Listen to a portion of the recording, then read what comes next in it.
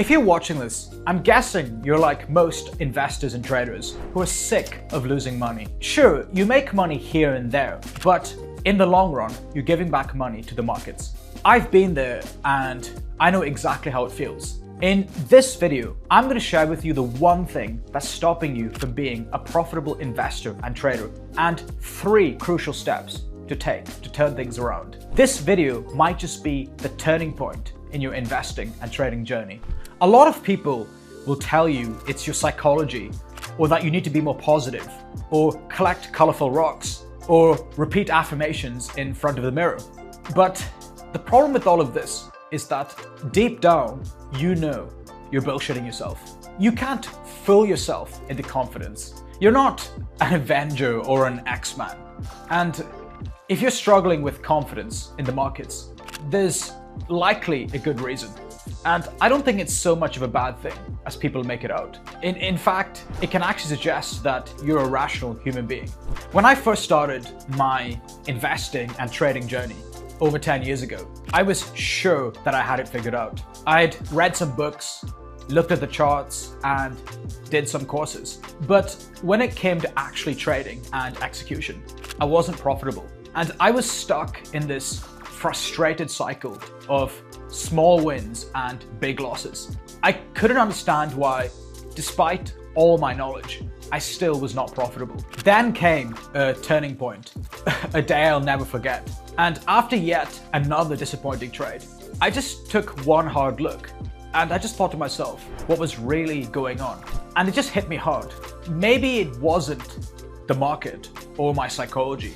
Maybe it was just me. Maybe I just wasn't skilled enough yet. And this realization was a game changer, because it really is a zero-sum game. In the markets, there are winners and there are losers.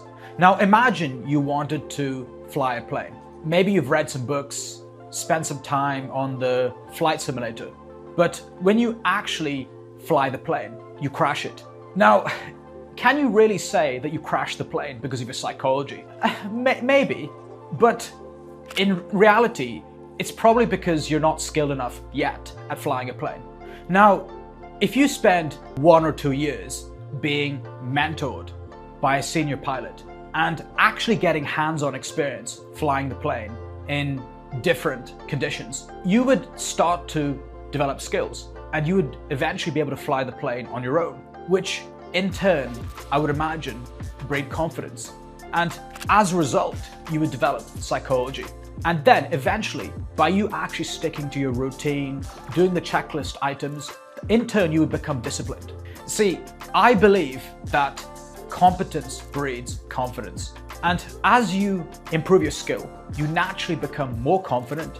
And in turn, this will help to improve your psychology. So these things are very closely tied together. Now, don't get me wrong, psychology and mindset are crucial. In fact, I think they say trading and investing is 80% psychology and 20% strategy. And there is truth to that. But the catch-22 is that you have to develop the skill first, and psychology usually develops as a result. Sometimes it's hard for us to accept that we're just not good enough. And usually there is a skill, knowledge, or execution issue. And here's the thing, confidence doesn't come from looking in front of the mirror and saying everything's going to be okay, or that be confident. I believe confidence comes through competence. By learning a skill, putting in the work, and actually proving to yourself that you can do the things that you say you will do. Think about it this way. If you haven't developed confidence in your ability to navigate the markets, or anything, it's probably because you haven't mastered it yet, and that's okay. True confidence is earned through experience and skill, not wishful thinking.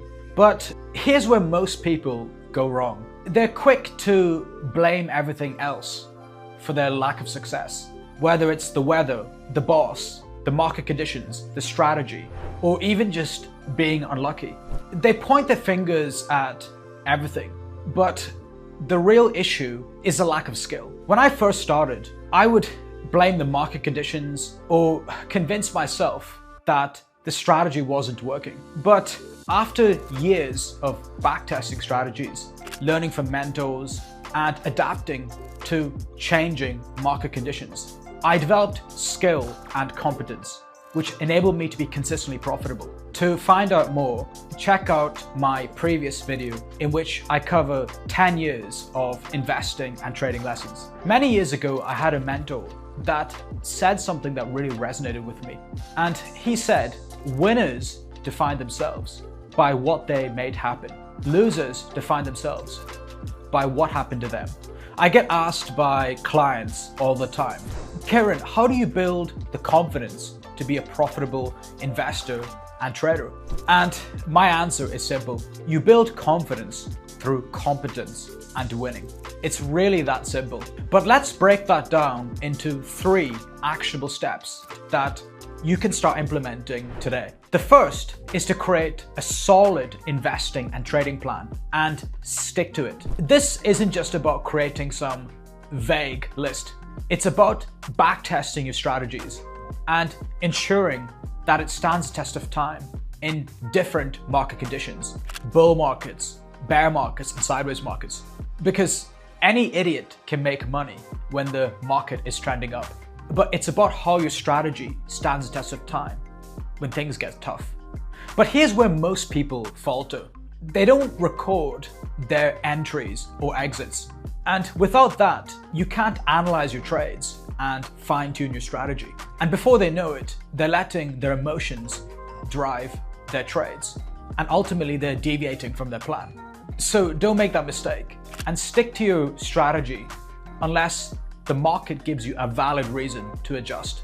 And if you're sick of losing money as an investor or trader or a business owner looking for more ways to grow your wealth, then do join us at MDX Algo. We're literally one of the best communities in the trading and investing space.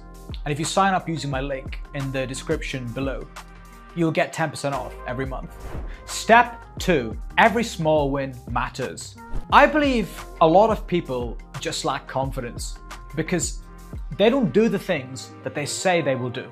And each time you don't stick to your daily goals or your routines, you're essentially undermining your confidence. And so it's about breaking down your yearly goals into quarterly goals, monthly goals, weekly goals, and daily goals. In fact, there are studies that show victories rewire your brain and increase testosterone levels, which just lead to more victories. And this builds even more momentum. And you don't need to get superstitious about how you track your wins. It doesn't matter if you use an Excel spreadsheet, Notion, or any notebook. The main thing is that you're consistent and you recognize each win as a step towards your much bigger goals. Step 3 is embrace losses as part of the process. Nobody likes to lose, especially when it comes to investing and trading. But it's important to realize that trading and investing is a game of probabilities and not certainties. The main thing is that you come up profitable